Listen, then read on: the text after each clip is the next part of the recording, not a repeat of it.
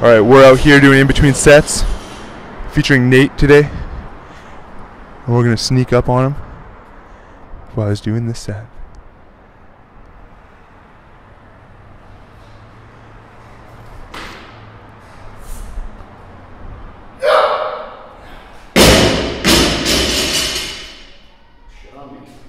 Hey Nate. Hey Remy, how's it going? Not bad. You ready to be on in-between sets? All right. It's my second favorite thing after snatches. There we go. All right, we're back in between sets with Nathan Pinnell, student at Simon Fraser University for kinesiology and active rehabilitation, as well as CrossFit coach at CrossFit Kitsilano. Today we're going to talk about injuries and the myth that you're going to get injured doing CrossFit, and what Nathan actually does to prevent injury and focus on performance. So there's a lot of myths going around saying CrossFit's, it's terrible for you. You're gonna do it, you're gonna get injured. I mean, that's kind of what everyone says. I mean, you talk to other personal trainers out there, you talk to, random people on the street, they see, wow, those guys are hanging around on those monkey bars doing muscle ups and like the shoulders are all out of whack and they're moving from back and forth. You're gonna get injured doing CrossFit.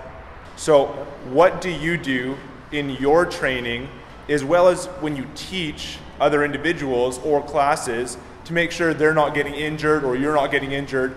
And if you have dealt with injuries beforehand, are there things that you learned in terms of training to make sure you're not gonna get injured in the future? Very, very, very prevalent topic. I mean, a lot of people talk about the injury side of CrossFit, and the reality of it is any strength and conditioning program that you do, any workout program that you do has inherent risks to it. CrossFit, because of the high intensity and the movements that we're doing, which are highly technical movements that involve barbells, that involve kettlebells and weights, which obviously bring an added element of danger, it just takes that random variation that you get. I mean, your average personal trainer at a community center can put you onto a program that's going to get you hurt just as much as CrossFit can.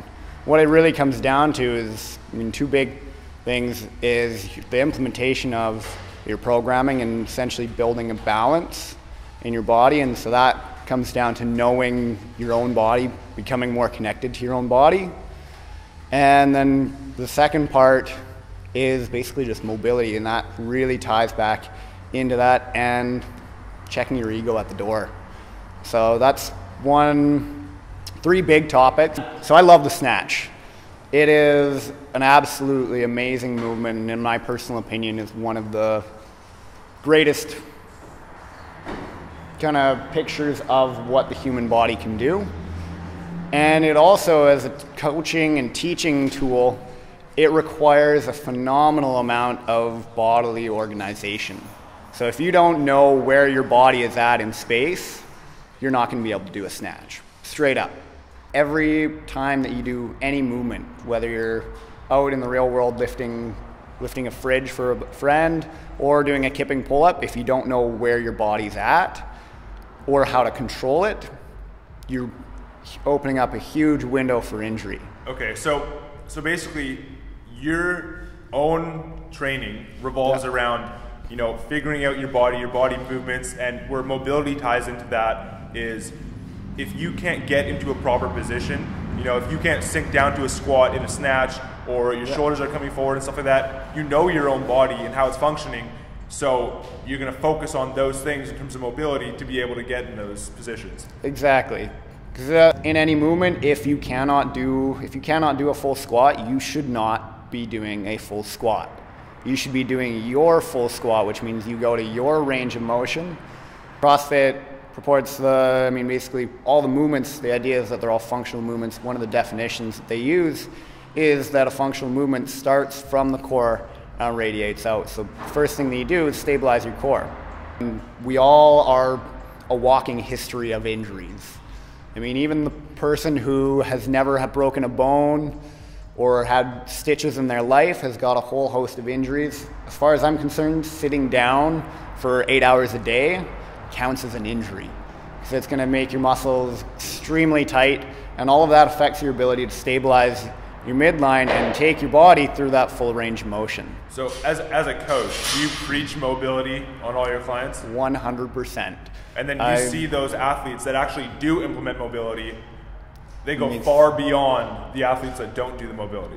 Exactly. As a person who takes more time focusing on technique and stressing their mobility, when you've got 20 minutes to do some squats, instead of squatting for that whole 20 minutes, taking 5-10 minutes out of that to roll out your hips, take care of your hip flexors, stretch your hamstrings.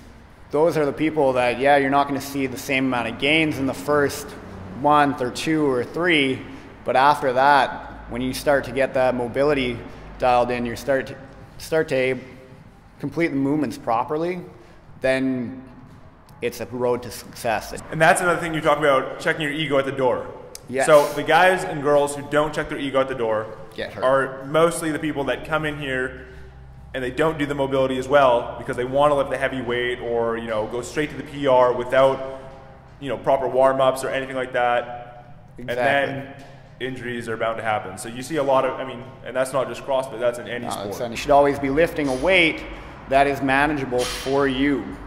Whether we're trying to go for a small set of reps with a heavy weight, it should be a heavy weight for you. Whether that's RX or 10 pounds under RX, that's the weight that you should be using. Same, if it's supposed to be a light weight, if we've got 10 deadlifts prescribed and you can only do it 2 times in a row, but you just want to get that put that RX beside your name, not going to get the same benefit out of the workout because you're not getting the workout that we've prescribed. You've actually changed the workout to be something different, and you're opening up that potential for injury by moving into that high volume.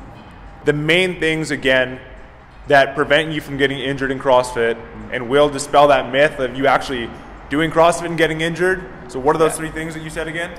So 3 things. Number 1, check your ego at the door. Number 2, get to know your body, get to know your limits, accept them, and stay within them. And that really kind of ties back to checking your ego at the door. Then number 3, mobilize and focus on technique. I guarantee you, whatever CrossFit gym you go to, there's going to be somebody there who is willing to help you out with your technique. So ask. That's what coaches are there for. Coaches are there to coach. I think every single CrossFit coach that I've ever met in my life, we do it because we love it, and we do it because we love helping people.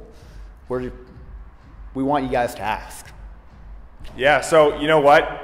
You should probably come in here to CrossFit Kitsilano, look up, check out Nathan Pinnell, and ask him. Ask him about mobility, ask him about technique, because he's going to help you not get injured and help you excel in performance. And I believe you actually have to go back and do another set of snatches because you love that. And I love the snatch. There we go. Love it. We'll see you guys later. This has been In Between Sets.